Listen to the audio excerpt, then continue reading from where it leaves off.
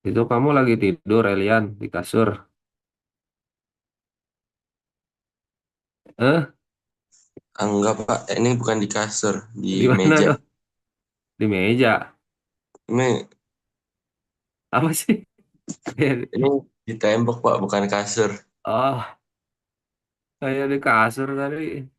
Jadi ada Kamu pakai jaket di HP ya? belakang, Pak. Iya, Pakai HP? iya, Pak. Hmm. Ya minimal itulah apa namanya? Minimal udah standby, jangan tiduran. Irina mana Irina nih dari tadi dipanggil nih. Immanuel juga nih. Psikiatul, Dapak nih. Gak nyaut, gak on cam. Maaf Pak, sebentar pindah laptop. WiFi kosannya nggak bisa Ah, connect. oke. Maaf Pak. Ya ya. Eskiatul, Dapak, Risa.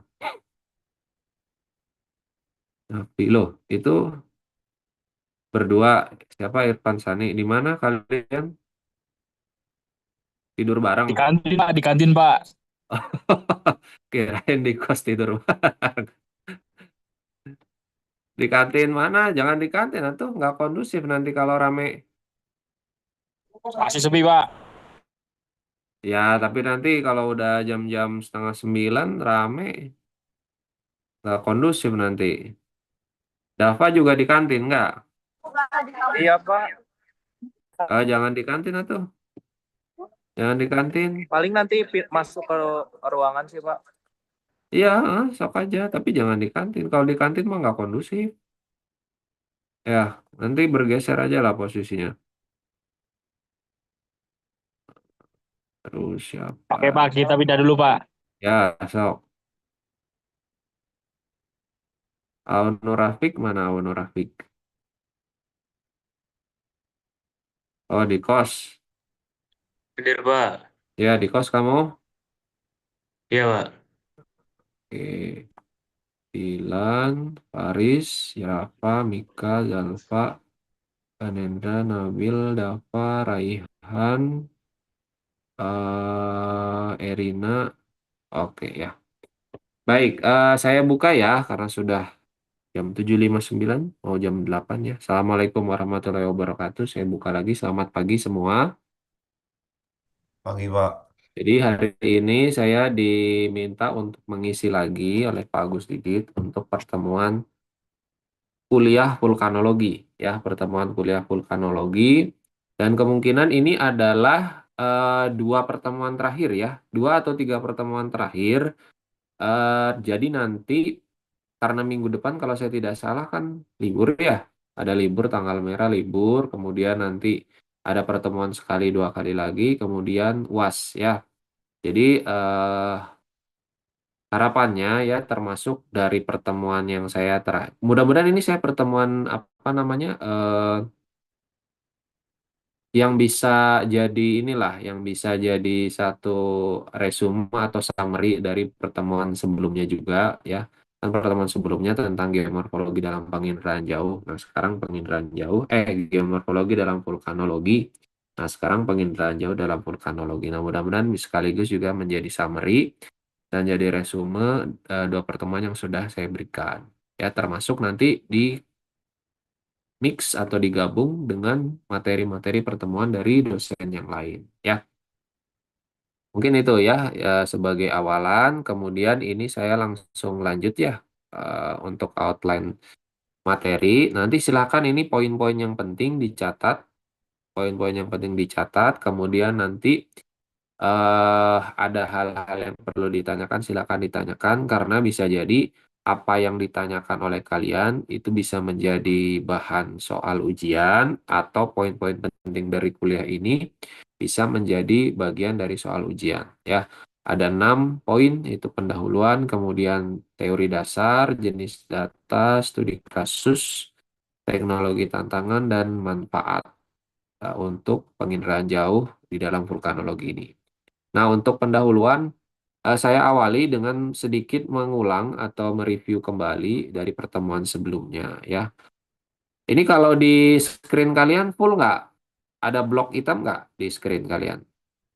Full Pak, full Pak. Full, oke ya. Oke, saya lanjut.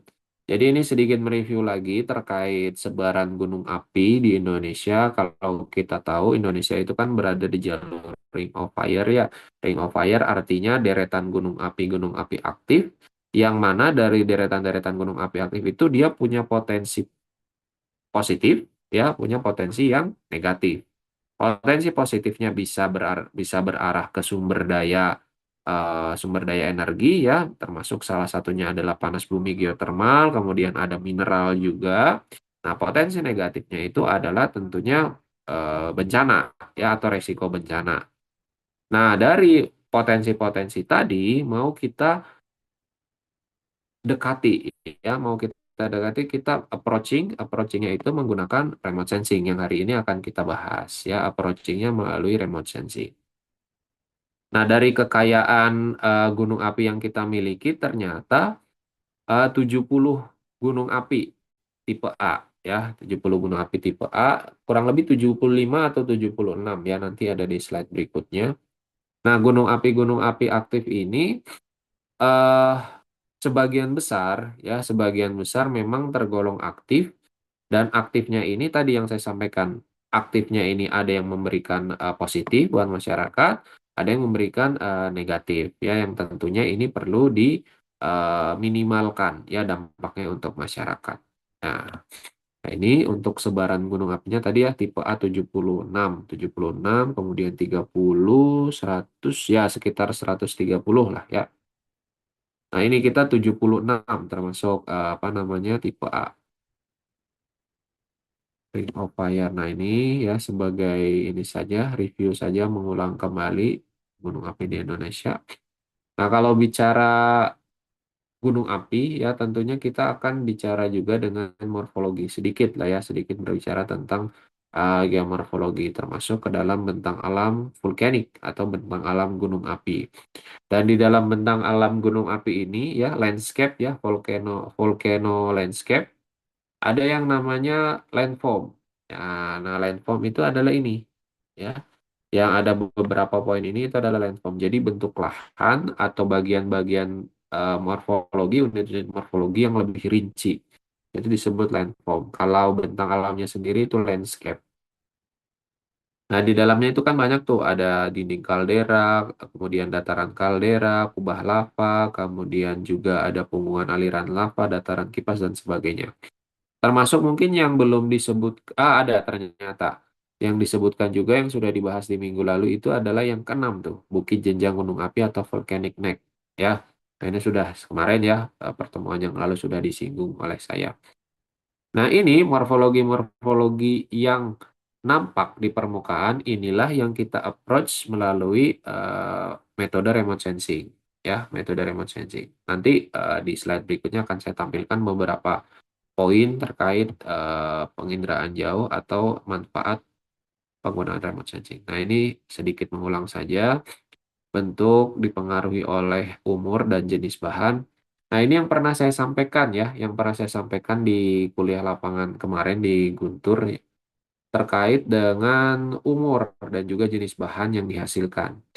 Jadi kalau mungkin masih ada yang ingat ya, tempo hari kita kuliah lapangan saya sampaikan bahwa umur itu menentukan visualisasi citra satelit itu, apakah dia relatif punya jalur-jalur lembah yang tampak jelas, atau dia belum menunjukkan adanya alur-alur lembah yang jelas. Nah, itu berpengaruh terhadap umur. Ya, jadi kan kalau secara teori, ini saya ulang lagi ya, kalau secara teori umur gunung api itu semakin dia tua, maka rekahan-rekahan atau alur-alur lembah itu akan semakin mendalam. Ya, akan semakin mendalam, melebar gitu kan. Secara teori geomorfologi itu ada yang disebut dengan erosi vertikal, erosi lateral. Ketika dia diawali apa namanya, proses awal itu diinisiasi oleh yang namanya erosi vertikal, kemudian berlanjut lateral ke samping gitu kan. Makanya ketika dia di-record atau direkam oleh citra, dia akan menunjukkan aliran-alirannya dia itu apakah hanya sekedar mendalam saja atau sudah melebar. Nah, itu yang menunjukkan umur gunung api tersebut. Tetapi terkadang ada gunung api yang masih aktif gitu. Sehingga apa? Sehingga produknya itu mengeluarkan material atau apa namanya? Batuan-batuan seperti lava gitu ya, produk-produk piroklastik di permukaannya, di morfologi permukaannya. Sehingga lembah-lembah tadi ya, lembah-lembah tadi itu yang katakanlah dia sudah apa namanya? Sudah terkena erosi vertikal dan lateral, dia tertutup lagi. Sehingga apa? Sehingga ketika dia sudah tertutup lagi, dia kelihatannya halus begitu. Nah, itu sama seperti yang di Papandayan apa Gunung Guntur kemarin ya. Kan kelihatan tuh di puncaknya tuh. Di puncaknya dia halus kan karena itu justru produk yang baru. Ya, produk yang baru dibandingkan yang di sebelahnya tuh kalau masih ingat vegetasinya lebih lebat gitu kan. Kalau yang Gunung Guntur dia vegetasinya kurang. Kalau secara produk, justru yang membuat halus itu adalah ketika produk apa namanya erupsinya baru, ya. Nah, tapi terkait umur gunung apinya itu harus dilihat tuh catatan sejarahnya, ya. Kita based on datanya apakah dia sudah berlangsung selama sekian puluh tahun atau jutaan tahun, kita based on data, recordnya seperti apa. Kemudian dilihat dari dating batuannya, ya. Jadi walaupun misalnya katakanlah Gunung Guntur dia punya produk volkanik yang baru, tetapi ketika kita melakukan pemetaan begitu ya di situ ditemukan ternyata batuannya dia berumur lebih tua lagi, berarti si Gunung Gunturnya itu dia lebih tua gitu ya. Terkait dia ada produk baru, nah itu berarti periode ataupun produk erupsi yang lebih baru. Ya itu. Nah, itu semua visualisasinya ada dari citra ya, diawali dari citra. Oke ya. Nah, kemudian ini penginderaan teknik memperoleh informasi digunakan untuk memantau deformasi, suhu, dan perubahan morfologi. Nah, deformasi di sini, maksud deformasi di sini itu perubahan bentuk, ya, perubahan bentuk atau perpindahan posisi, ya. Nanti saya berikan contohnya, ya. Jadi bukan apa namanya, bukan dalam konteks tektonik struktur ya, tapi deformasi itu perubahan bentukan deform, ya. Deform itu dia bentukannya itu berubah, itu terjadi perubahan bentuk, perpindahan posisi dan seterusnya. Nanti saya berikan contohnya. Kemudian ada untuk memantau temperatur atau suhu dan perubahan morfologi. Ya. Nah, ini aplikasi penginderaan jauh tadi sudah ya, pemetaan kawasan bencana, pemetaan geologi, pengelolaan analisis data, perencanaan lahan, sistem informasi geografis, eksplorasi migas, sumber daya mineral, dan potensi panas bumi. Ya. Nah, kesemuanya ini bisa dijadikan bahan atau topik skripsi. Ya, bisa dijadikan bahan atau topik skripsi, mulai dari pemetaan geologi, ya yang paling sederhana bisa, sampai kepada yang advance itu seperti misalnya eksplorasi potensi panas bumi dan sumber daya mineral serta migas ya. Sampai yang tahap advance itu bisa ya. Ini aplikasinya bisa ke apa namanya ke berbagai bidang ya.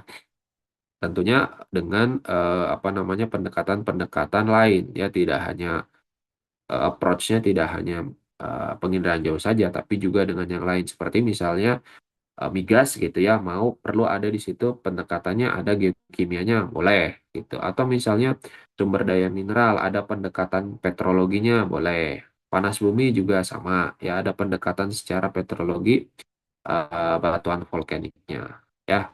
Jadi tidak bisa berdiri sendiri ya yang namanya kajian atau aplikasi penginderaan jauh ini.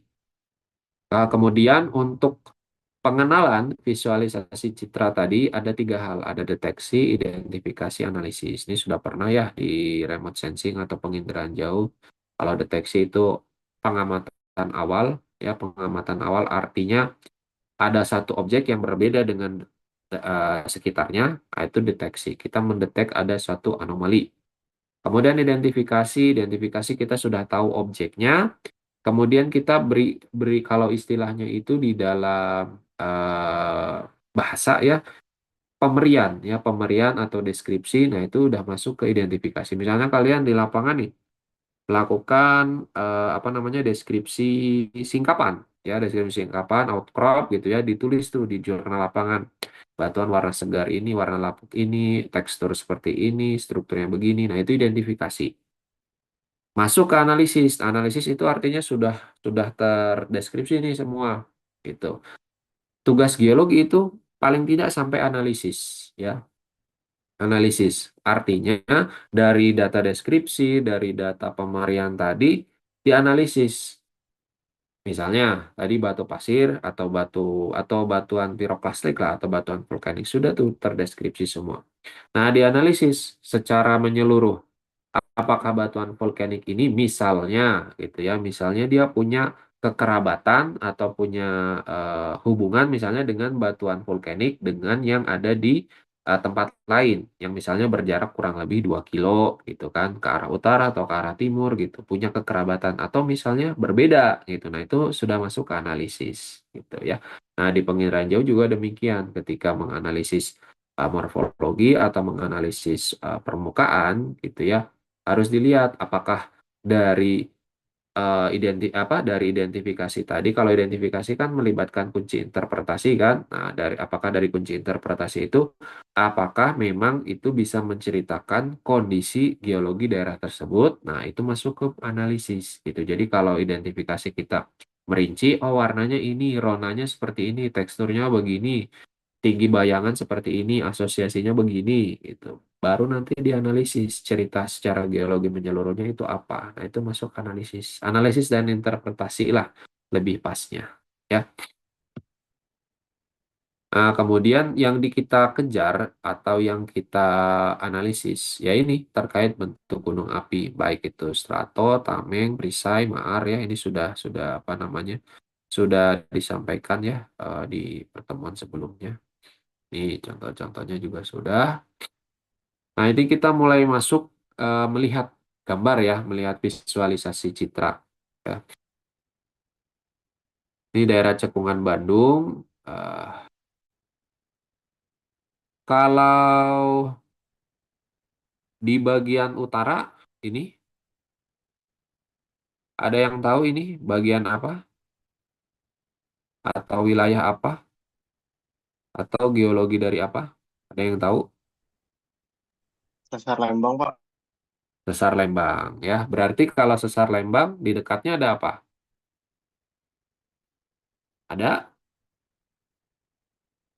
Ada gunung. Gunung apa? Dekat Sesar Lembang?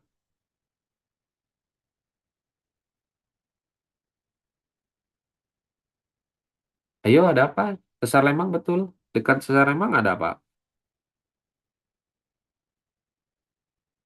Ada gunung, nggak pernah jalan ke utara. Hah? Apa? Ada yang tahu? Gunung apa? Tangkuban Perahu. Hah? Apa? Suaranya nggak jelas tadi, kayak Gunung bisik-bisik. Tangkuban Perahu, Pak. Gunung Tangkuban Perahu, ya. Nah, dari citra ini, ya, citra ini kita bisa sebetulnya banyak cerita. Ya, kita mau berbicara tentang struktur bisa, bicara tentang gunung api bisa, bicara tentang aplikasinya nanti ke dalam pemanfaatan lahan bisa, gitu ya. Nah, ini sebelum nanti kita lihat visualisasi-visualisasi lain. Ini kita yang paling terhighlight betul ya. Yang paling terhighlight itu adalah ini nih, Sesar Lembang ya, kelurusan yang sangat jelas gitu ya. Kelurusan yang sangat jelas. Kemudian Sesar Lembang ini juga ternyata ada Gunung Tangkuban Perahu tadi yang sudah disampaikan ya. Artinya sudah ada gunung apinya ya, yang kita kita boleh bilang itu masih cukup aktif karena masih ada manifestasi panas apa manifestasi aktivitas vulkanismenya. Kemudian di dekatnya ada struktur ya, Sesar Lembang. Artinya sebetulnya secara geologi perlu kewaspadaan. Dalam arti kewaspadaan itu ada yang namanya buffering zone. Ya, buffering zone artinya ada area-area tertentu yang sebetulnya secara pemanfaatan lahan itu tidak diperkenankan atau tidak apa namanya tidak direkomendasikan menjadi wilayah pemukiman. Ya. Makanya sebetulnya wilayah-wilayah utara itu tidak apa namanya tidak direkomendasikan banyak pemukiman karena potensi bencana tadi, ya potensi apa namanya potensi bahaya yang akan terjadi, ya walaupun secara geologi demikian tentu kan yang namanya sosial, kehidupan sosial kan orang perlu lahan, ya perlu lahan untuk tempat tinggal. Nah itu sebetulnya yang perlu diatur, ya perlu diatur oleh pemerintah. Nah, terus dampak atau apa namanya larinya akhirnya kemana? Lah akhirnya larinya ke area Bandung yang di tengah ini, ya area Bandung yang di tengah ini kan terlihat nih secara morfologi, secara tekstur saja, ya secara tekstur saja ini sudah kelihatan teksturnya halus, ya kalau yang atas ini kan teksturnya kasar nih, ini kasar, ya tekstur halus ini kan artinya berarti dia punya komposisi batuan yang halus, ya komposisi batuan yang halus itu bisa dua, batuan sedimen yang sangat halus atau sekalian dia adalah batuan sekalian dia adalah endapan aluvium atau misalnya endapan-endapan danau, rawa, ya. Nah, ini memang penciri cekungan Bandung demikian, ya ini daerah-daerah di tengah ini adalah danau. Makanya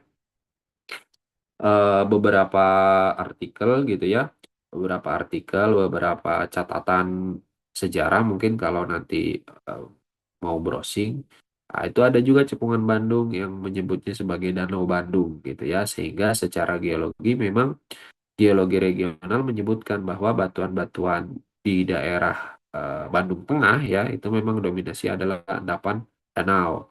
Nanti kalau misalnya penasaran gitu ya, yang tinggal misalnya di daerah mana di daerah Gede Bage, kemudian di daerah Buah Batu gitu ya, daerah-daerah tengah itu pencirinya kenapa disebut rawa, kalau misalnya penasaran ya, yang punya sumur bor di rumahnya, ya mungkin ada beberapa yang sudah pakai PDAM gitu ya, tapi ada juga yang misalnya pakai sumur bor. Nah coba misalnya ketika lihat membuat sumur bor gitu ya, kan orang bor tuh ke dalam. Nah, nanti dilihat biasanya itu yang namanya endapan danau, endapan rawa itu hitam, ya, hitam-hitam tuh batuannya.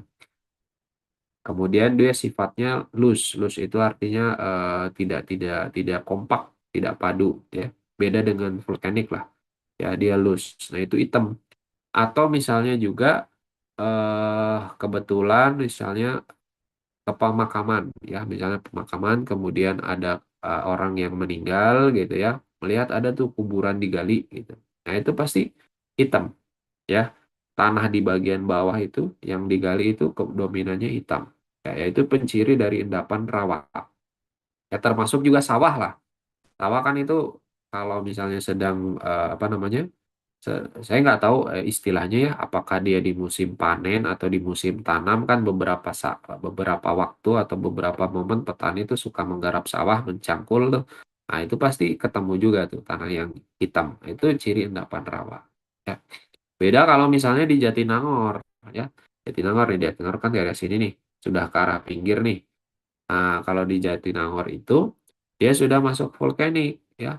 Vulkanik dari Gunung Manglayang, vulkanik dari Gunung Gelis gitu ya.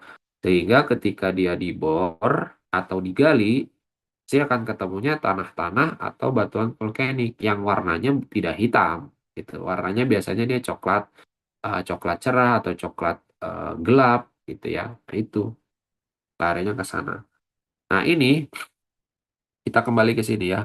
Nah, dari sini kan kelihatan ya, di bagian utara ini ada Gunung Tangkuban Perahu, di bagian timur dan selatan juga ada bukit-bukit atau gunung-gunung. Sehingga ini Bandung itu sendiri dia disebut Cekungan Bandung. Kalau di Bandung Barat ini Padalarang, daerah Padalarang dan sekitarnya ini kan sudah masuk kars ya, sudah masuk Batu Gamping. Oke, ini untuk yang pertama visualisasi. Nah, ini yang berikutnya. Kita ke arah selatan, ya kita ke arah selatan di bagian komplek Gunung Malabar, ya komplek Gunung Malabar ini berarti zoom dari yang ini nih. Nah ini yang ini ya, ini saya kasih pointer di sini, ini bagian selatannya ini, ya.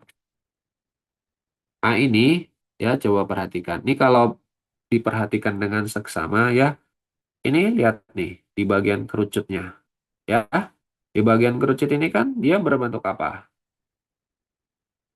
Berbentuk apa? Ada yang tahu? Berbentuk Tapal kuda, Pak. bentuk tapal kuda. Kurang pas lah sebetulnya. Kalau tapal kuda itu dia untuk istilah di sungai. Nah, tapi ini apa? Bentuk? Kan kalau yang mana sih ada contohnya nggak?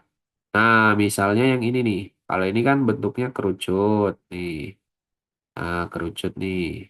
Beberapa ada yang masih kerucut. Nah, kalau ini bentuk permukaan apa nih?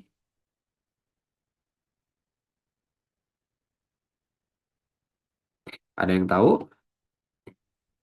Bentuknya itu adalah kerucut yang terpotong. Ya, kerucut terpotong atau terpancung. Atau saya menyebut istilah lainnya itu adalah bentuk sirkular. Ya, nah, bentuk sirkular ini seperti ini. Ya. Sehingga inilah yang menjadi cikal bakal ketika ada aliran sungai, ini yang disebut dengan pola aliran sungai anular. Nah, ya. Jadi kan di bagian atas ini sudah terpotong tadi karena pengaruh erosi sehingga pola aliran sungainya dia tidak apa namanya tidak menyebar langsung dari satu titik ya tidak menyebar langsung dari satu titik tetapi sudah ada yang terpotong begini ya artinya dari pinggir-pinggir ini dia ke berbagai arah. Ini makanya anular itu bentuknya seperti cincin. Nah, cincinnya begini. Nah, makanya kenapa ini disebut komplek gunung komplek gunung api tua ya. Nah, ini karena ini ya teksturnya kalau diperhatikan gitu ya. Ini kan sudah lumayan banyak. Kemudian yang lebih penting atau utama lagi di sini bagian puncaknya dia sudah terpotong atau terpancung ya. Ini yang menjadi identifikasi awal sehingga kita sebut ini sebagai komplek gunung api tua Malabar. Secara interpretasi demikian, secara interpretasi citra satelit. Kemudian juga bagaimana untuk membuktikan tua atau tidaknya? Ya, sebagai geologis didatangi lokasinya, kemudian diambil beberapa sampel batuan di dating, ya penarikan umur, ya pentarikan umur, ya. Nah, beberapa referensi atau literatur juga menyebutkan bahwa Gunung Malabar ini memang berumur relatif tua, ya berumur relatif tua. Nanti silakanlah ada beberapa publikasi dicari aja kata kuncinya ini Gunung Malabar ya kemudian kata kunci berikutnya umur relatif ya umur bukan umur relatif umur carbon dating ya carbon dating nanti bisa dicari ini umurnya termasuk sudah relatif tua ya terbukti ya secara visualisasi di citra juga demikian. Nah, kemudian ini yang salah satu ada publikasi saya yang di daerah sini nih. Di daerah sini yang apa namanya? Yang mengidentifikasi kelurusan ini nih. Nah, kelurusan ini kalau diperhatikan di peta geologi regional kalau di Bandung Selatan ini salah satu apa namanya? Struktur geologi yang masuk sebagai patahan ya, patahan walaupun minor ya nanti silakanlah dicek di geologi regional walaupun minor. Ini eh cukup cukup menarik ya. Menariknya kenapa? Karena di daerah sini, deret ini nah ini punggungan ya, punggungan seperti kelurusan patahan gitu ya. Tapi ini sebetulnya ada beberapa bukit-bukit di atasnya ya. Beberapa bukit-bukit di atasnya di sini. Nah, ini setiap bukit ini ada namanya gitu. Masyarakat setempat menamakan bukit ini, bukit ini ya. Nah, ini yang menarik berdekatan dengan ini komplek Gunung Api Tua ini gitu ya sehingga apakah misalnya Gunung Malabar ini ada dipengaruhi oleh struktur ini atau tidak nah, itu perlu kajian lebih lanjut ya karena saya mengkajinya hanya daerah sini sampai agak ke atas sedikit ya dari sini sampai ke atas. Nah, kalau secara ini kan tuh kalau ini secara emang sepanjang ini kalau ini kan hanya sedikit nih. Nah, kalaupun misalnya menerusnya di sini. Nah, di sini dia hilang ya. Di sini hilang, di sini hilang. Nah, ini ada sedikit di sini. Tetapi yang jadi pertanyaan berikutnya kan, kelurusan di daerah sini, apakah berkaitan dengan ini atau tidak, kan itu. Ya, nah ini yang perlu dikaji. Itu yang menjadi menarik geologi ya. Akan banyak cerita terungkap dari berbagai penelitian yang kita lakukan. Ya, tuh.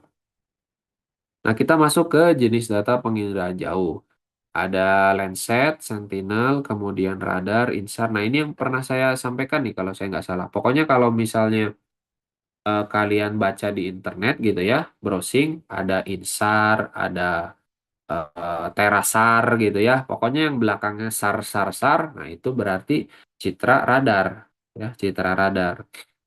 Kemudian kalau thermal tentunya dia punya sensor panas. Ya, punya sensor panas. Di DEM, Digital Elevation Model, sudah inilah ya, sudah eh, umum ya, sudah umum lah. Saya juga paham ya, sudah sering dipakai.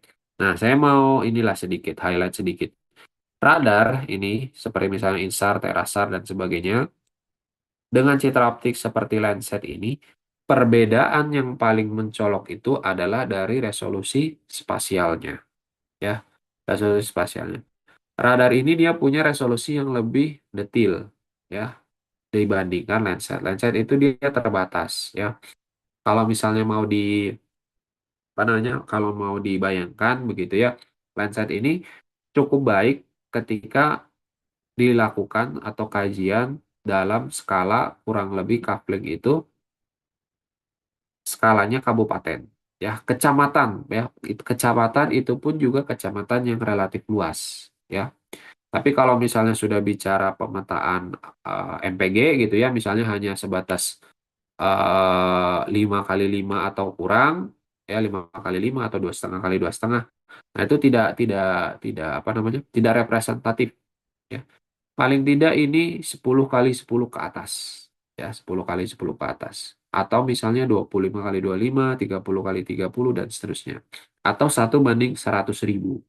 Ya, paling minimal itu adalah 1:50.000. Ya, masih oke lah ya, beberapa beberapa area masih oke. Tapi kalau sudah skupnya lebih kecil, ini sudah kurang optimal. Kenapa? Ya itu tadi, resolusi spasial, terkait resolusi spasial. Nah, bedanya dengan radar, INSAR, ini jenisnya INSAR dan sebagainya, ini ada lebih bagus ya, secara resolusi lebih bagus, sehingga apa namanya? Saking bagusnya itu dia bisa digunakan untuk tadi yang deformasi tadi.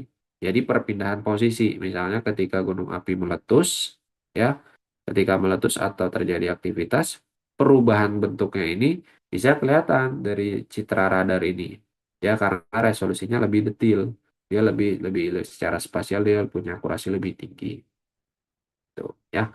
Nah, thermal tentu larinya atau tujuannya ke sensor yang dispesifikannya itu adalah sensor panas, ya. DEM, Digital Elevation Model, ini yang biasa digunakan untuk pemetaan, ya. Ini yang tadi ya, sesar Lembang ini kan kelihatan nih.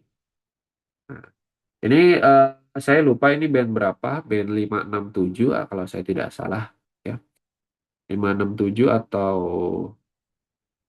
4 463, saya lupa. Pokoknya composite band ini, ya, ini menunjukkan nih.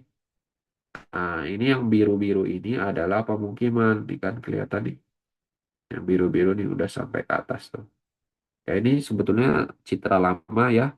Citra lama tapi paling tidak menunjukkan bahwa area pemukiman itu sudah menjelajah atau sudah mengeksplor bahkan sampai ke sesar Lembang.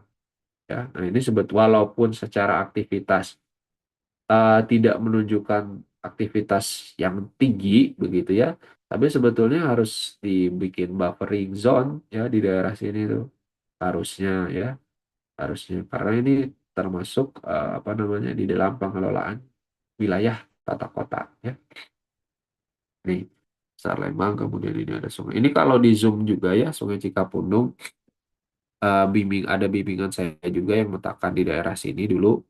Nah, ini kalau diperhatikan Sungai Cikapundung ini dia ada pembelokan, ya, ada pergeseran seperti kalau misalnya di lapisan batuan itu ada offset gitu ya. Nah, kalau di Sungai Cikapundung itu aliran sungainya dia agak berbelok. Nah, ini karena pengaruh sesar, ya. Kalau di Cita ini kurang kelihatan. Biasanya nanti kalau di dalam peta dasar ya, peta dasar ketika membuat peta untuk pemetaan, nah ini kelihatan aliran sungai. Nah, ini yang kemarin ya, Gunung Guntur, KRB. Kalau yang warna merah gelap, KRB berapa? Ada yang masih ingat? KRB 3, Pak. KRB 3, yaitu masuk ke KRB apa namanya? KRB 3 tuh apa?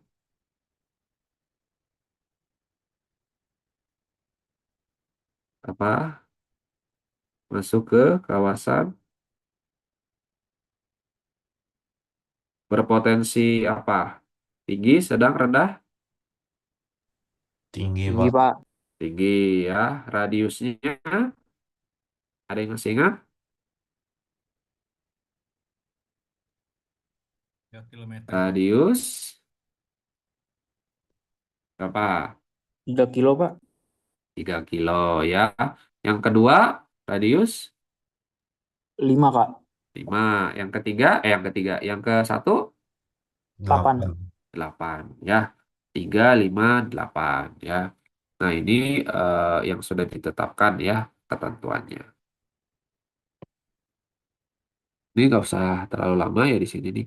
Kemarin sudah. Nah, ini contohnya di Merapi ya. 321.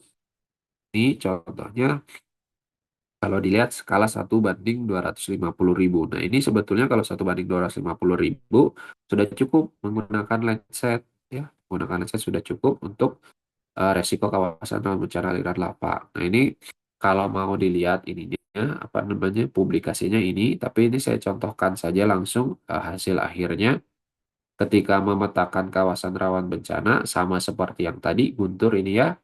Nah, ini dia sudah langsung ya. Kebetulan ini dia membaginya dari 10, 20, 30. Ya, 10 kilo, 20 kilo, 30 kilo ya. Nah, ini seperti ini. Nah, bagaimana cara cara apa namanya? Mengetahuinya? Ya, pertama tentu harus mengumpulkan data-data sekunder. Data-data sekunder dikumpulkan, terus divalidasi dari data lapangan. Seperti kemarin kan kita ke Guntur tuh, sudah ada data sekundernya ini. Tapi mau dilihat, apakah misalnya yang daerah-daerah yang kuning kemarin itu, ya, betul nggak ternyata sampai kepada ujung dari rawan bencana yang paling eh, rendah gitu. Nah, itu perlu ada validasi lapangan. Nah, ini juga demikian, ya. Sehingga ketika ada updating data, kita semua based on data, ya, based on data. Termasuk ini misalnya kawasan rawan bencana paling jauh gitu ya 30 kilo betul tidak misalnya rawan bencana paling jauh gitu ya. Ini contohnya untuk kawasan rawan bencana sama seperti tadi ya yang Guntur.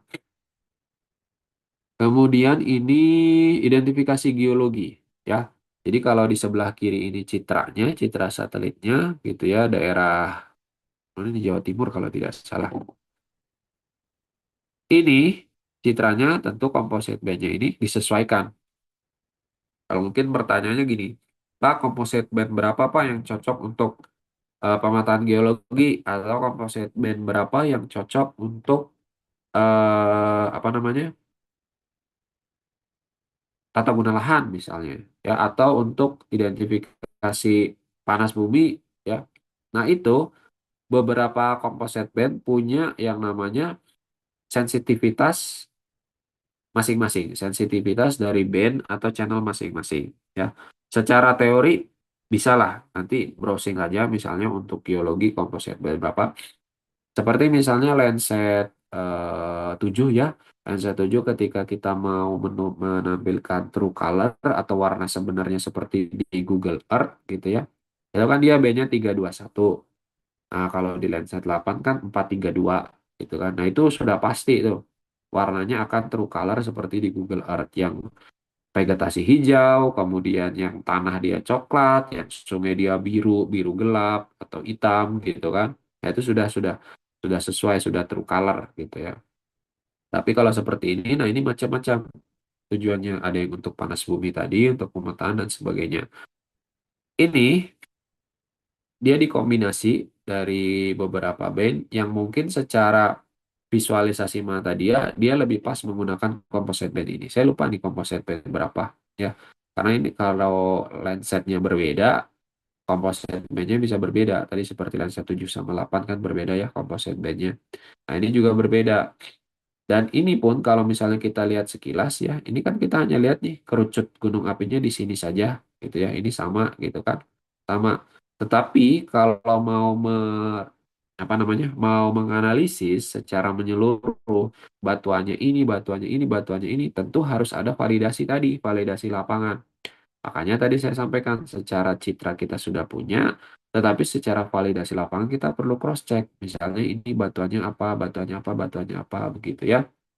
Nah, kalau kita lihat di sini kan sebetulnya ini masih relatif detil nih ya.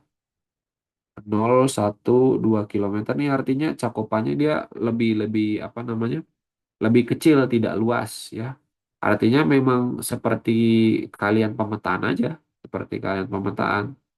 Jadi tidak bergantung kepada geologi regional. Geologi regional itu sebagai data sekunder awal yang membagi misalnya, oh ini ada tuff, ini ada breksi, ini ada konglomerat. Tetapi secara delineasi detailnya di lapangan, nah ini perlu validasi lapangan. Kenapa dia bisa membagi ini gitu, perlu validasi. Jadi kalau kita hanya berdasarkan citra ini saja sulit ya, sulit. Apalagi ini citranya detil. Apa untuk kajiannya kajian petanya detil ya. Ini memang nggak ada satu banding sekian nih kalau dilihat. Tapi kalau dilihat ini lumayan detil nih 2 kilo nih. Dan segini 2 kilo nih 0 sampai 1. Ini lumayan detil. Tuh ya. Jadi intinya kalau untuk pemetaan yang lebih detil dipastikan itu perlu validasi lapangan. Tetapi ada beberapa case juga dia skalanya relatif besar seperti ini tadi nih. Nah, seperti ini kan 1 banding 250.000 kan kita tidak mungkin menjelajah satu per satu titik kan. Paling tidak kita hanya memvalidasi saja bahwa KRB 1 betul tidak jaraknya sekian, KRB 2 jaraknya sekian, KRB 1 jaraknya sekian. Itu ya. Tidak memvalidasi satu persatu. Tapi kalau sudah seperti ini, untuk geologinya atau identifikasi geologinya tentu perlu validasi yang lebih banyak ya. Nah, ini contoh di KRB di Gunung Batur ya. Di Gunung Batur daerah Bali. Nah, itu kalau misalnya kita lihat ada aliran lava, kemudian KRB 3, KRB 2, KRB 1. Ini kurang kelihatan ya merahnya. Saya nggak tahu di screen kalian warna merahnya jelas atau enggak kalau di zoom. Kalau di saya ini agak tipis nih merahnya. Ini merah gelap nih sedikit warna merahnya agak itu. Kelihatan Pak, kelihatan Pak. Kelihatan ya? Oke. Nah, ini kalau misalnya kita lihat ya, tanpa kita melihat citra di awalnya, tanpa kita melihat citra satelit di awalnya, ini sudah menunjukkan sebetulnya bahwa untuk bukaan kawahnya, dia memang lebih banyak ke bagian sini, barat laut. Ya, bagian barat laut. Kalaupun ada yang ke bagian tenggara, di bagian sini, ya dia terhenti. Ini kenapa bisa terhenti? Bisa saja batuan-batuan yang ada di sini, dia lebih resisten, lebih kompak, lebih padu, sehingga yang produk vulkanik harusnya dia jalan terus, gitu ya. Nah, dia tertahan. Ya. Atau bisa juga ah, ini sudah terjadi ya aliran lava, kemudian juga misalnya produk-produk piroklastik lain sudah terjadi. Tertutup lagi oleh endapan yang baru di atasnya, sehingga ini yang mengakibatkan ini seperti terputus itu. Karena kalau misalnya kita lihat ya kalau dilihat yang di KRB Guntur ya, ini dia akan konsisten. Yang namanya aliran itu dia akan konsisten. Cenderung minim untuk ada pemutusan tadi, zona pemutusan seperti tadi. Kecuali dia mengalir di sini nih. Mengalir di sini, mengalir di aliran-aliran air. Ini pun juga sudah KRB yang paling ujung ya. KRB yang paling ujung. Tapi kalau dia masih lava gitu ya, yang secara viskositas dia masih cukup ini, masih cukup apa namanya? Masih cukup dekat dengan pusat erupsi, dia bentuknya seperti ini. Ya, seperti ini juga nih. Nah, ya masih dekat pusat erupsi dia seperti ini. Nah, tapi kalau sudah seperti ini, ada dua kemungkinan ya. Kemungkinan pertama dia memang tertahan, ya. Kemungkinan kedua, ini memang tadinya ke bawah nih, tapi ada endapan baru yang menahan si produk ini berlanjut, ya, sehingga ini terpotong seperti itu. Harusnya ini tidak terpotong nih, ya, tidak terpotong. Karena kalau terpotong gini berarti ini KRB 1. Kalau KRB 1 berarti boleh gitu. Misalnya ada pemukiman kan nggak juga kan? Itu kan nggak juga. Sementara di sini dia KRB-nya dia lebih tinggi gitu ya. Jadi tetap kalau menurut saya mungkin di sini ada sedikit miss ya. Misinterpretasi apakah yang tadi saya bilang ada dua skenario tadi produk baru atau memang misalnya dia terpotong karena secara alaminya dia demikian ya. Tuh. Jadi ini intinya dia banyak ke barat laut, ya, kemudian tenggara. Kemudian ini di Sulawesi, ya, di Sulawesi masih KRB, ya, contohnya. Nah, ini sama kan? Dia kalau misalnya yang namanya KRB yang lebih tinggi, pasti dia tidak terpotong, ya. Kecuali kalau yang lebih rendah, ya. Lebih rendah bisa dia mengalir di aliran-aliran sungai. Nah, aplikasinya apa? Aplikasinya dia bisa menentukan ini nih, jalur pengungsian. Nah, ya. Sebenarnya di publikasi ini juga disebutkan dari aplikasi Citra di dalam vulkanologi, ya. Disebutkan juga, jadi selain jalur pengungsian, dibuat satu posko. Ini ada nggak nih? Posko. Ini posko nih, yang warna merah nih, ya. Jadi posko itu artinya titik yang cukup aman, ya. Titik cukup aman ketika letusan gunung api di daerah tersebut terjadi, ya, harus yang paling ujung, ya, paling ujung dari KRB-nya dan tidak terlalu jauh, ya, supaya pengungsiannya juga tidak menyulitkan, ya. Jadi aplikasinya selain tadi bikin KRB, ya, untuk mengatur jalur pengungsian atau jalur evakuasi, ya. Jadi pemanfaatannya cukup banyak. Kemudian ini prediksi, peta prediksi potensi aliran lava letusan Gunung Agung. Nah, ini gimana bisa dapat overlay prediksi aliran lahar panas hasil analisis Landsat 8, SRTM, dan buffer zone bahaya, ya. Buffer zone yang tadi saya bilang tuh di awal, ya. Ada area-area tertentu yang harus dijaga supaya jangan ada pemukiman di situ, ya. Nah, ini overlay itu maksudnya kalau di bahasa penginderaan jauhnya itu adalah fusi, ya, fusi antara Landsat 8, SRTM. Sehingga ini terbentuk seperti ini. Sebetulnya sama saja seperti tadi ada KRB 1, 2, 3, dan seterusnya, tetapi ini adalah berupa prediksi. Prediksi potensi aliran lava ke depannya seperti apa. Ini buffer zona bahaya, radius. Ini sudah mulai menjurus nih. Sudah mulai menjurus, tapi sebentar saya lihat zona paling berbahaya. Ya, sudah mulai menjurus. Tapi di sini belum spesifik. KRB-nya belum dituliskan detail sama. Sebetulnya KRB itu juga kalau memungkinkan ditulis tuh nama dusun, nama desanya gitu. Nah, itu bisa lebih spesifik, lebih bagus, ya. Nah, ini alirannya. Gimana cara taunya? Yang pertama tentu dari tekstur, ya. Kalau di Citra itu dari tekstur. Karena dari tekstur kelihatan produk-produk vulkaniknya. Biasanya lava tuh yang kelihatan, ya.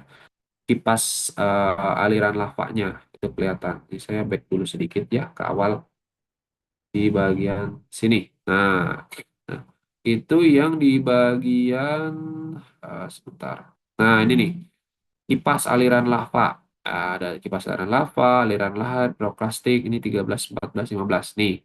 13, 14, 15, ya, daerah sini, ya. Nah, ini yang terlihat di Citra tuh, ya. Nah, ini yang menjadi rujukan tadi membuat peta tadi. Buat peta tadi. Nih, ya. Ini yang menjadi rujukan. Kalau ini kan sudah jadinya. Tapi kalau dari identifikasi Citra sebelum ini jadi, nah, dilihat itunya, teksturnya. Karena dari tekstur, oh, ini produk lavanya, oh, ini bekas produk apa, piroklastiknya gitu. Kan lava sama piroklastik kan beda. Piroklastik kan mungkin dia ada campuran yang lebih kasarnya, lahar juga demikian. Sementara kalau lava kan dia lebih halus. Kemudian ini, nah ini yang tadi saya bilang ya, radar ya, DINSAR. Kalau ada SAR belakangnya itu pasti citra radar. Ini Sentinel, ini resolusinya cukup tinggi. Ini kalau mau baca jurnal ini ya, jurnalnya ini. Tapi intinya, ini kan ada angka-angka nih. Ini yang displacement-nya, displacement atau pergeserannya, gitu ya. Pergeserannya semakin tinggi, artinya dia deformasinya tinggi. Ya, bukan bukan bukan tektonik ya, bukan tektonik. Jadi ini ceritanya Bromo ya, Gunung Bromo ini aktivitas vulkanik terjadi, dia meletus gitu ya, erupsi apa segala macam. Nah, tentu ketika dia meletus kan si bibir kawah atau kalderanya kan berubah, ya kan, berubah posisi, tuh bibir kawah atau kalderanya berubah posisi. Ketinggiannya juga kan bisa berubah tuh, karena dia meletus gitu kan. Nah, meletus dia bagian bibir kawahnya dia berubah, ketinggiannya berubah. Itu yang disebut displacement atau pergeseran. Nah, ini diteliti nih pakai SAR ini tadi, citra radar Sentinel. Ini sehingga dia lebih akurasinya lebih tinggi secara spasial, ya bisa lebih kelihatan. Oh, misalnya di bagian ini pergeserannya lebih dominan. Oh, di bagian sini lebih rendah, misalnya seperti itu. Ya. Nah, ini fungsinya apa? Fungsinya ini nanti untuk balik lagi ke eh, potensi bencana tadi, KRB tadi. Jadi misalnya ketika ada perubahan tadi, kan tentu ada updating data dari KRB-nya. Misalnya bukan kawahnya yang tadinya berarah, misalnya berarah barat laut gitu ya. Setelah ada kejadian ini, kejadian aktivitas vulkanik, dia berubah tuh, berubah bergeser jadi ke arah barat misalnya. Nah, otomatis kan itu berubah lagi KRB-nya. Nah, itu yang disebut updating data gitu. Updating data. Jadi yang namanya geologi itu tidak akan pernah berhenti meneliti. Nah, tidak akan pernah berhenti meneliti. Kenapa? Ya karena bumi itu dinamis, ya. Bumi itu dinamis. Kalau misalnya orang kesehatan gitu ya, sama orang kesehatan tidak pernah berhenti meneliti. Karena varian virus pasti akan semakin banyak kan. Waktu 2018 kemarin kan, 2020 kan, misalnya ada COVID gitu kan. Nanti kita nggak tahu nih, misalnya berapa puluh tahun lagi ada virus lain gitu kan. Nah, itu yang disebut dengan eh, dinamika ya, dinamika. Dinamika misalnya di kesehatan, dinamika bumi gitu kan. Nah, ini orang-orang akan terus meneliti ya, tentunya teknologi akan terus berkembang ya. Kemudian ini contoh untuk yang sumber daya mineral ya. Sumber daya mineral ini rasio B65, oke. Ferric oxide, kemudian ini mineral lempung. Nah, ini sumber daya ini kalau saya nggak salah ini kaitannya dengan alterasi ya. Alterasi. Jadi seperti misalnya panas bumi atau geotermal itu, umumnya daerah-daerah sekitar geotermal atau panas bumi itu, dia selain dia punya suhu permukaan yang cenderung meningkat, ya, suhu permukaan itu maksudnya land surface temperature, nanti carilah di internet LST, land surface temperature, atau di ChatGPT itu bisa dicari. Land surface temperature selain permukaannya dia lebih hangat, ya, yang namanya prospek panas bumi ini ada mineral lempung, sebaran mineral lempung alterasi, ya, ini kan yang warna coklat nih. Nah, yang titik-titik ini, titik-titik ini manifestasi panas bumi. Ya macam-macam, misalnya solvatar, fumarol, kemudian mata air panas, gitu kan, hot spring ya, misalnya, nah, macam-macam ya. Tapi itu paling tidak ya ada mineral alterasi. Nah, ini yang bisa biasanya menjadi bahan skripsi mahasiswa ya. Alterasi geokimia panas bumi. Ya, geokimia panas bumi kan berarti geokimianya, atau misalnya bicara tentang alterasi apa, mineral alterasinya bisa. Jadi dari satu topik panas bumi itu bisa banyak. Approachingnya bisa bervariasi ya. Penginderaan jauh bisa masuk, petrologinya bisa masuk, alterasi ya misalnya. Terus misalnya geokimianya bisa masuk gitu. Kalau mau lebih komplit, komprehensif, geofisika bisa masuk gitu ya. Tergantung pendekatannya mau dari mana ya gitu. Nah, kemudian ini ya, teknologi yang digunakan QGIS atau Quantum GIS ini yang open source. Kalau yang berbayar sebetulnya ArcGIS, tapi ya saya tahu lah mahasiswa ArcGIS pasti pakainya yang bajakan gitu kan. Saya juga tidak apa namanya, tidak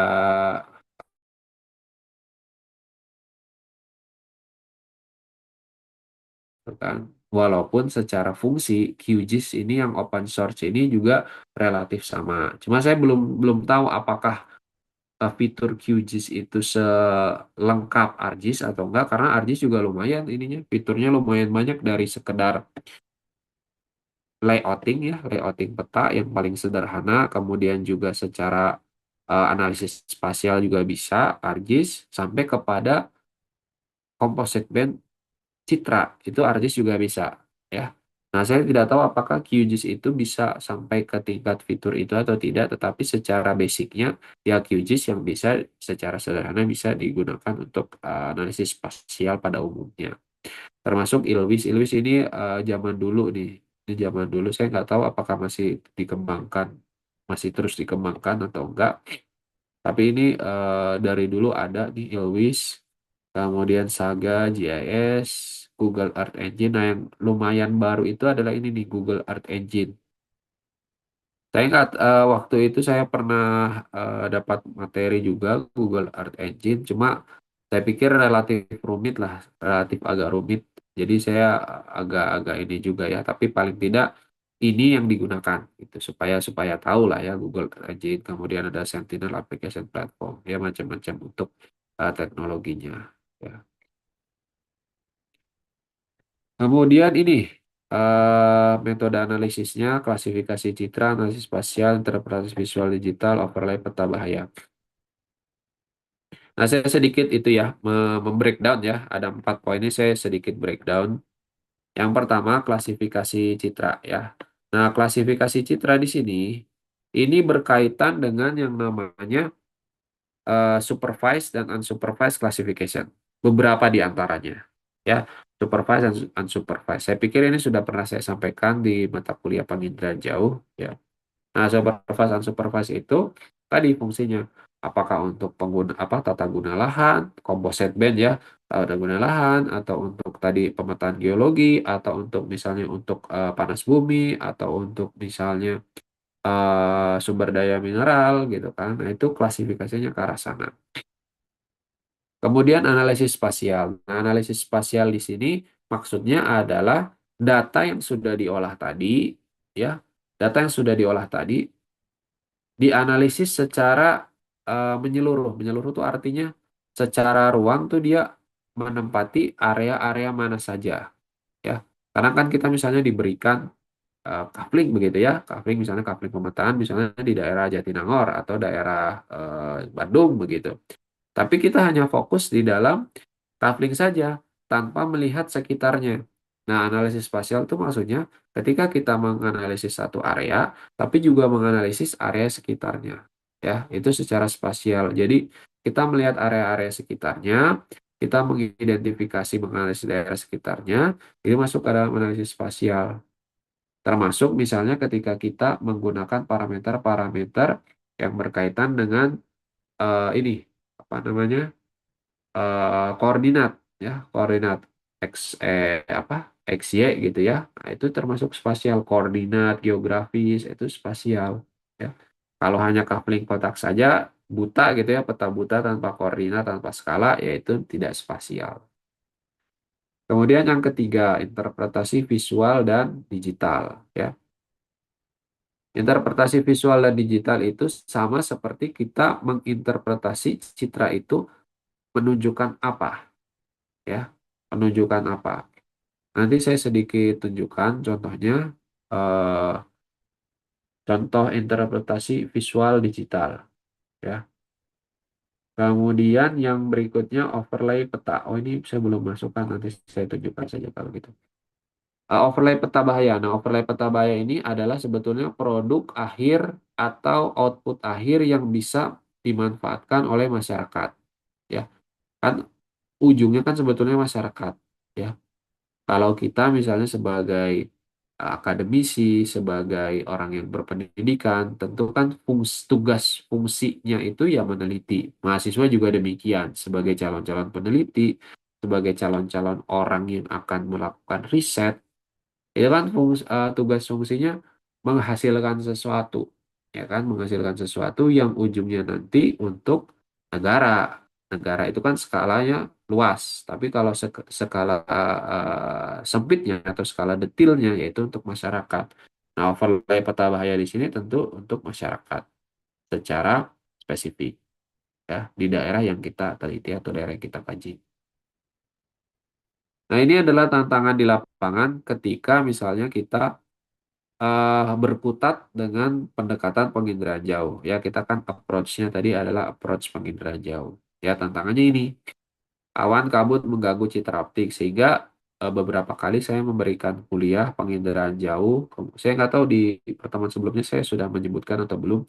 Tetapi awan kabut ini yang bisa menutupi area satu daerah gitu.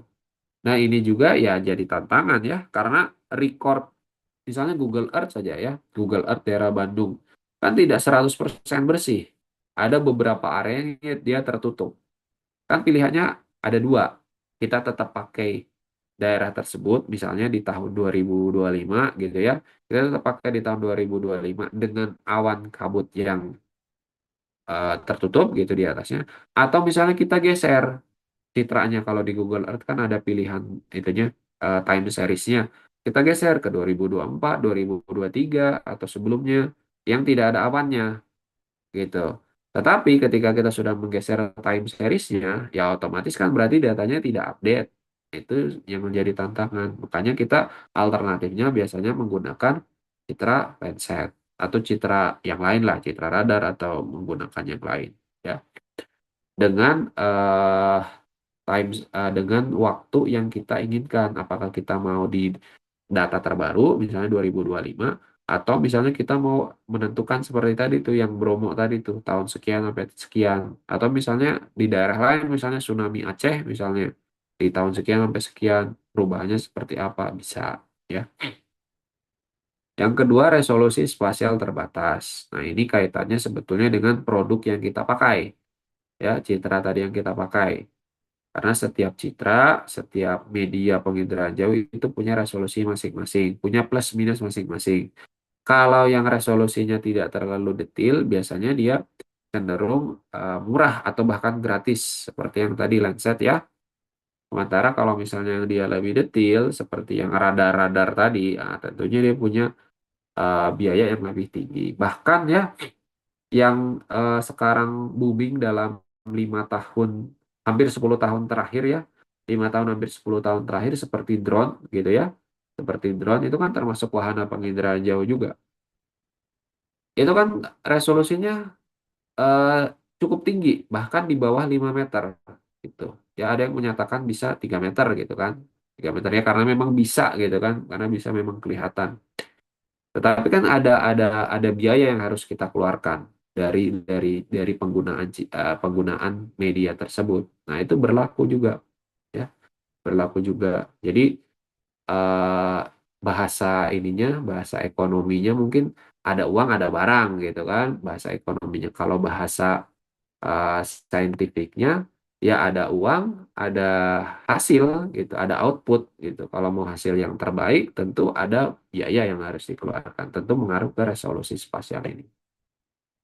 Yang terakhir, keterbatasan data historis. Nah, ini tantangan berikutnya keterbatasan data historis kaitannya yang tadi time series-nya.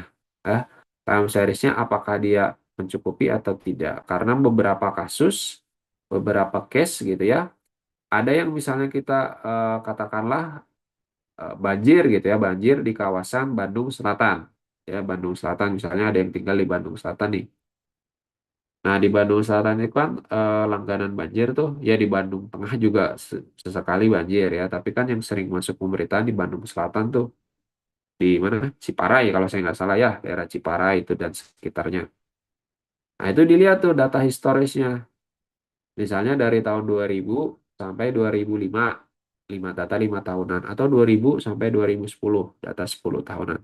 Nah, tapi kan dari data itu, misalnya data 5 tahunan, ada misalnya data 1 tahun yang tidak ada, gitu kan? Atau data 1-2 tahun yang tidak lengkap, gitu. Nah, itu keterbatasan data, itu jadi tantangan. Nah, itu alternatifnya tadi yang saya sampaikan. Bisa menggunakan media atau citra yang lain. Ya. Nah, ini solusinya. Oh, tadi ya sekalian ya, integrasi sistem informasi geografis dan AI, kemudian kolaborasi riset nasional, pemanfaatan cloud computing. Integrasi sistem informasi geografis dan AI di sini adalah maksudnya mengkombinasikan antara kita sebagai SDM gitu, sebagai user, sebagai yang menggunakan dengan software ya. AI itu maksudnya ya softwarenya gitu, software yang kita pakai, yang otomatis gitu kan. Kalau zaman dulu kalau membuat peta dasar saja kan harus di ini, harus dijiplak gitu kan, harus dijiplak di kalkir. Nah, itu mana ada AI, itu memanfaatkan tenaga manusia saja gitu kan. Sekarang udah ada kita yang punya otak gitu ya, ditambah dengan software. Nah, itu maksudnya integrasi SIG, sistem informasi geografis dan AI. Software maksudnya, AI itu maksudnya ke software. Kemudian kolaborasi riset nasional. Nah, tentu kolaborasi ini untuk memperkuat ya, untuk memperkuat data daerah-daerah mana saja yang misalnya belum eh, terjamah gitu katakanlah ya. Nah, kita kolaborasi. Misalnya dari Badan Geologi nih, dari Badan Geologi mereka mau memetakan atau mengetahui potensi banjir misalnya di daerah Jatinangor gitu kan. Mereka belum punya data. Nah, sementara beberapa mahasiswa di FTG Unpad sudah sering mapping misalnya di daerah situ, sehingga secara data mencukupi. Nah, itu yang disebut kolaborasi. Dari data mapping misalnya dari FTG Unpad punya, dari penyediaan teknologi citra misalnya dari Badan Geologi punya. Nah, itu kolaborasi di situ. Pemanfaatan cloud computing di sini ya betulnya ke software-software juga gitu. Artinya selain sebagai penyedia, selain sebagai pemakai, ya orang juga bisa mengakses gitu. Orang lain misalnya masyarakat bisa mengakses. Jadi open access. Jadi kalau beberapa tahun yang lalu misalnya zaman saya dulu kuliah sekitar tahun 2008 ke 2010 itu saya cari peta RBI ya, peta rupa bumi itu harus copy data dari teman. Teman juga copy data misalnya dari perpustakaan Badan Geologi gitu. Jadi seperti itu. Jadi sistemnya masih copy file lewat flash disk. Kalau sekarang kan enggak, semua open access bisa diakses di internet. Ya, ada servernya gitu yang menyediakan. Nah, maksudnya cloud computing itu. Terus misalnya yang paling mudah itu adalah Google Drive. Ya, Google Drive. Nah, itu semua orang bisa akses. Tentunya kita memberikan akses ke orang-orang tertentu. Ya. Nah, itu semua berkaitan dengan penyediaan data, ya, penyediaan data. Nah, ini solusi inovasi dari tantangan yang tadi, ya. Ini peran institusi PVMBG yang kemarin ya untuk pemantauan itu pos gunung api, ya, pos gunung api PVMBG. Kemudian juga untuk riset, LAPAN, BRIN, dan Universitas Lembaga Riset. Ini manfaat bagi masyarakat, peningkatan kewaspadaan, efisiensi evakuasi yang tadi ya, jalur-jalur evakuasi bisa digunakan, pemetaan zona yang akurat, pemetaan zona rawan bencana yang akurat ya. Ini kurang lebih visualisasinya seperti ini. Kesimpulannya ini ya, penginderaan jauh efektif dalam pemantauan aktivitas vulkanik ya, kemudian banyak studi kasus di Indonesia karena tadi di awal kita sudah membahas Ring of Fire, deretan gunung api aktif, tentu studi kasus di Indonesia sangat banyak. Teknologi yang berkembang dan perlu dimanfaatkan. Bahkan berarti saya tahun 2000 sekitar tahun 2010 berarti ada 15 tahun ya. Berarti 15 tahun itu sudah cukup banyak perkembangan tuh. Mulai dari tadi yang cloud computing ya, Google Google Drive dulu bahkan tidak ada ya, belum booming lah. Kalau kalau bahasa halusnya kalau kalau tidak dikatakan belum ada ya belum booming. Terus misalnya tadi penggunaan citra belum semasif seperti sekarang ya. Kemudian juga secara akses semua bisa mengakses, penginderaan jauh ya. Siapapun bisa mengedit di laptop, di komputer. Jadi teknologi ini terus berkembang. Oke, seperti itu untuk pertemuan hari ini. Ada pertanyaan dulu? Silahkan. Ada yang mau ditanyakan? Ini sambil ini dulu nih. Ada yang mau ditanyakan? Pak, mau nanya Pak, Ya, gimana? terkait kekurangan atau masalah dalam pemotretan citra udara itu, Heeh. apakah saat ini udah ada teknologi baru yang lebih mungkin bisa mengantisipasi kekurangan tersebut, Pak? Apa kurang jelas terakhir tadi? Mengantisipasi Apakah gimana? saat ini sudah ada teknologi yang baru yang bisa mengantisipasi kekurangan-kekurangan seperti itu yang tadi, Pak? Ya, mungkin yang tadi yang terhalang awan atau gimana, Pak? Gitu. Oh ya, oke. Bagus ya, Galuh. Jadi sebetulnya sudah ada yang sering kita pakai penggunaan drone, ya, penggunaan drone. Jadi saya berikan contoh. Jadi beberapa waktu lalu kalau misalnya lihat berita gitu ya kan, ada tuh apa korban longsor dari penambangan di berita tuh. Kemudian dievakuasi oleh tim SAR, BPBD dan seterusnya. Nah, itu juga menggunakan bantuan media drone gitu. Kalau dulu misalnya katakanlah tsunami begitu ya, bencana tsunami atau bencana longsor, itu kebanyakan kita berpatokannya kepada early warning system. Jadi sistem mitigasi awal. Jadi untuk mencegah saja, untuk mewaspadai saja. Tetapi ketika kita sudah sampai pada fase bencana itu terjadi, nah ini sebetulnya yang perlu ada teknologi yang berkembang lebih jauh. Nah, drone ini yang mengisi ruang dari bukan ketimpangan ya, mengisi ruang keterbatasan tadi, gitu. Jadi sebetulnya sudah ada ya media drone, kemudian citra radar tadi sudah ada. Hanya mungkin ketika kita sudah apa namanya, ketika kita sudah berhadapan misalnya dengan beberapa aspek ya jujur-jujur saja misalnya kita berhadapan dengan aspek finansial, ekonomi, tentu kan kita ada pertimbangan-pertimbangan tadi yang tadi saya bilang kalau untuk Landsat misalnya open source, free, bisa langsung diakses, tapi beberapa citra seperti radar gitu mungkin perlu ada biaya yang harus dikeluarkan dengan resolusi spasial yang lebih tinggi. Drone juga bahkan juga demikian. Drone yang cukup untuk pemetaan mungkin sekitar 20-30 juta ya, 20-30-40 juta. Tapi kalau yang lebih detail kan bisa ratusan juta ya, bisa ratusan juta. Nah, itu sebetulnya pasti akan berkaitan ya pasti akan sangat berkaitan antara uang yang dikeluarkan ya dengan hasil yang diharapkan. Kalau ditanya ada atau tidak ya sebetulnya sudah ada gitu. Sudah ada, hanya keterbatasannya kepada pemakainya. Pemakainya ini bisa macam-macam. Dalam konteks besar pemakai itu bisa negara ya. Dalam konteks lebih lebih ini lagi instansi atau institusi. Dalam konteks yang lebih detail lagi, kita sebagai manusia gitu. Jadi negara, institusi, instansi atau kita yang pemakai bisa menggunakan itu atau tidak, atau mampu menggunakan itu atau tidak gitu. Kalau barangnya sudah ada, barangnya sudah ada gitu. Ya barangnya sudah ada, teknologi sudah ada. Hanya yang tadi saya bilang yang namanya teknologi itu kan pasti terus berkembang. Teknologi yang sekarang mungkin kita katakan mahal, bisa saja di beberapa tahun kemudian dia akan semakin murah. Itu karena tadi perkembangan teknologi. Ya, itu Galuh ya. Kalau ditanya ada, sebetulnya ada. Ya, cuma tadi tantangannya kita dihadapkan berbagai hal dari finansial, kemudian dari SDM-nya harus mumpuni dan sebagainya. Ya, itu. Yang lain ada yang mau ditanyakan?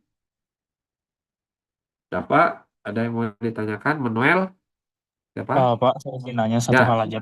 ya. Tadi kan Bapak memberitahu mengenai tentang cara mengetahui zona KRB ya Pak, dengan cara Ya, memvalidasi data.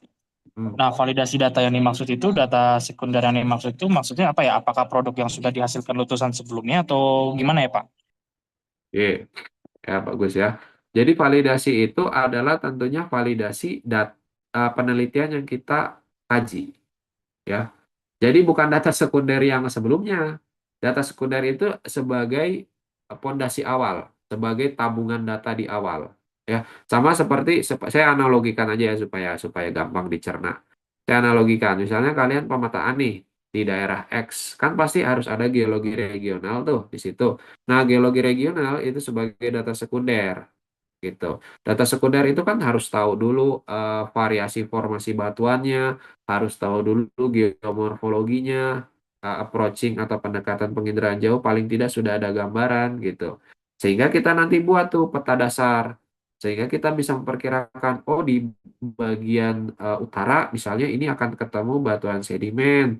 Di bagian tengah ada kemungkinan di situ akan ketemu struktur lipatan misalnya. Dari mana tahu? Oh dari pola pengaliran trellis. Di bagian selatan ketemu misalnya ada pola pengaliran rektangular. Oh berarti nanti akan ketemu patahan.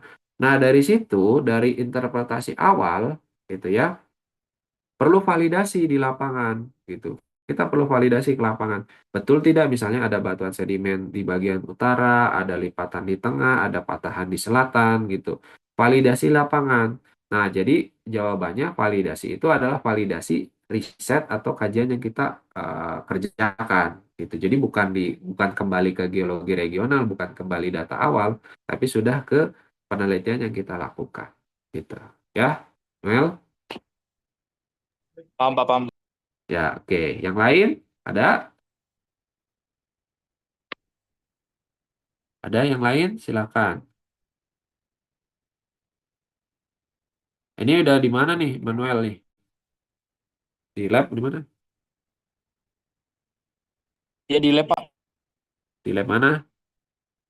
Lab petrologi. Oh, lab Petro. Oke. Nggak, itu nggak ada yang praktikum, nggak keganggu. Enggak sih, Pak. Nggak terlalu sih, Pak. Oke. Yang lain?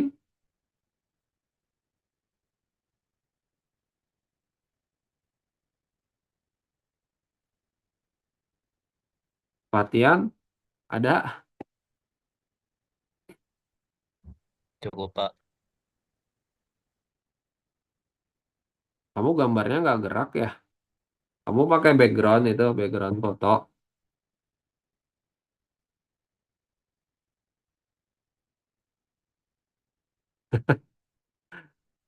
Di mana kamu?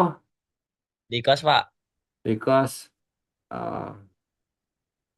Saya juga pakai background foto tuh kalau seminarnya.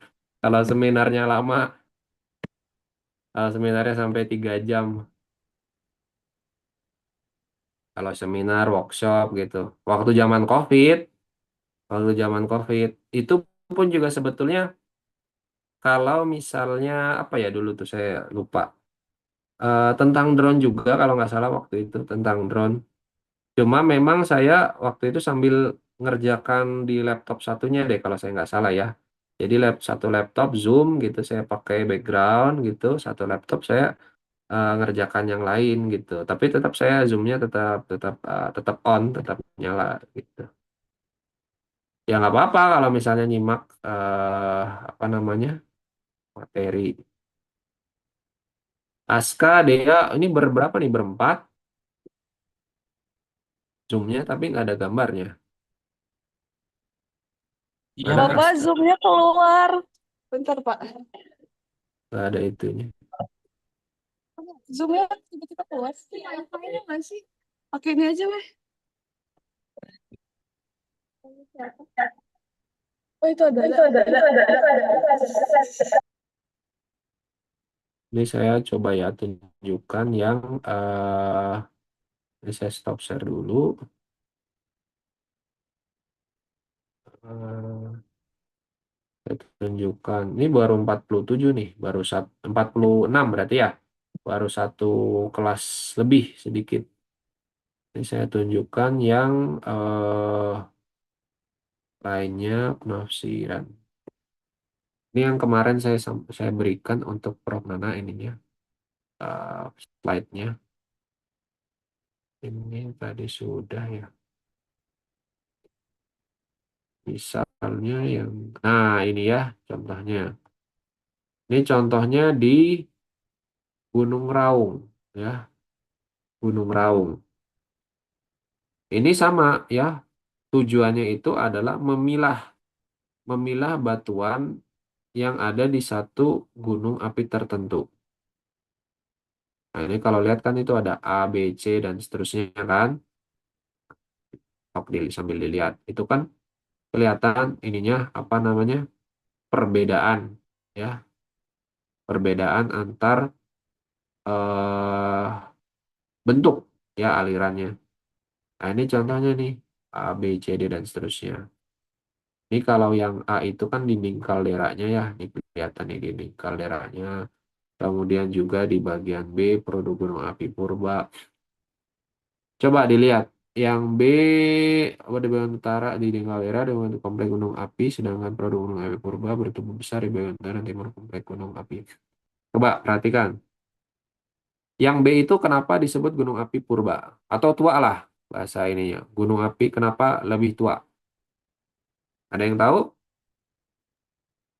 Karena erosi yang berlangsung itu sudah cukup lama, Pak. Jadi tekstur yang muncul tuh tekstur yang kasar, Pak. Iya, betul ya. Jadi memang secara visualisasi teksturnya kelihatan tuh lebih kasar. Ya, betul.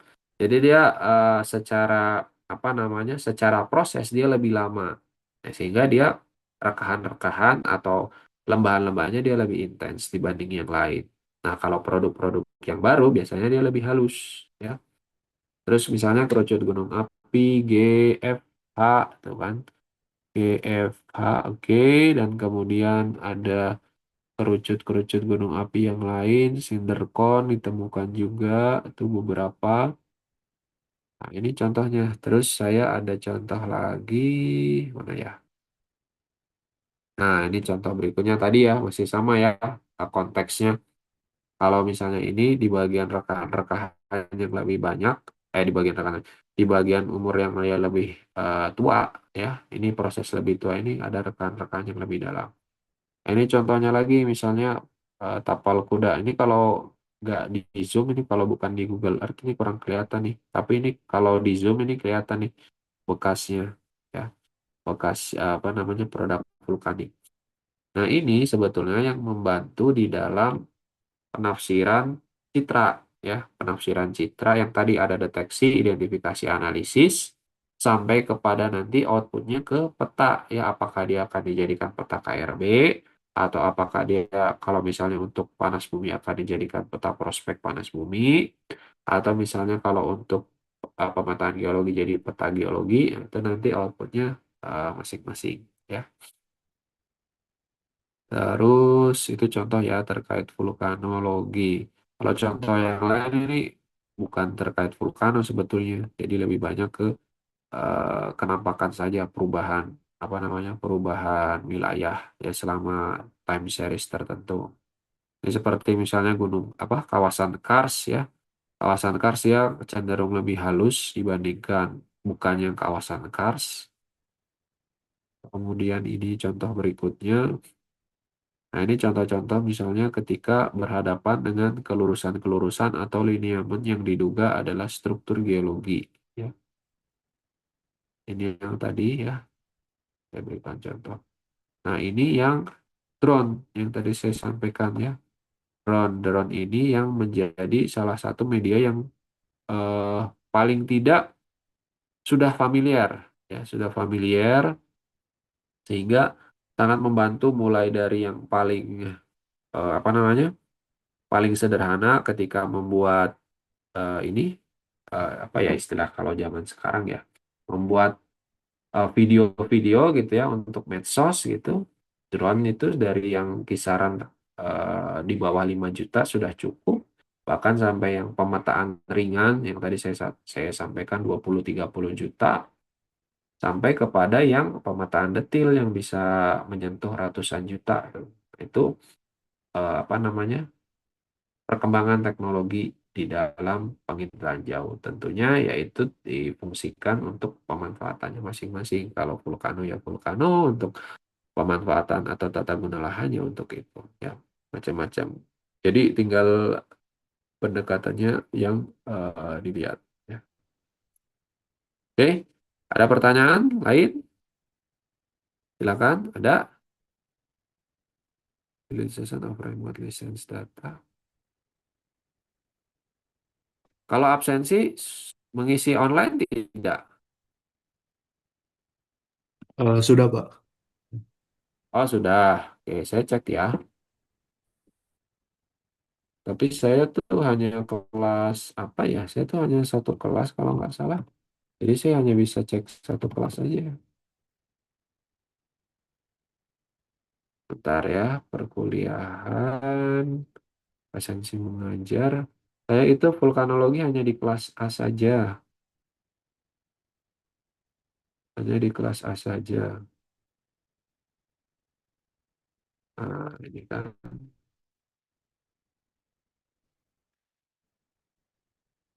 Saya topik ya, penginderaan jauh dalam vulkanologi. Yang kelas C nanti silahkan itu ya, silahkan di ini apa namanya, silahkan diisi saja ininya, absensinya. Kalau yang pertemuan sebelumnya tanggal berapa, ada yang masih ingat nggak? Saya lupa tanggal berapa ya.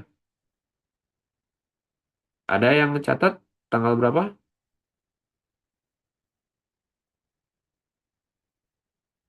Ada yang catat nggak tanggal berapa?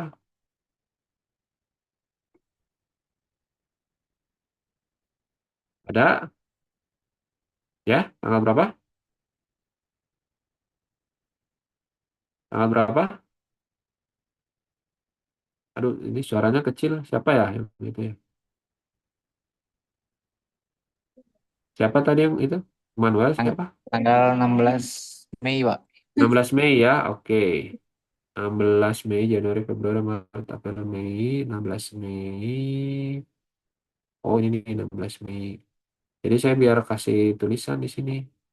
Benar ya, 16 Mei ya. Ini saya geomorfologi dalam vulkanologi.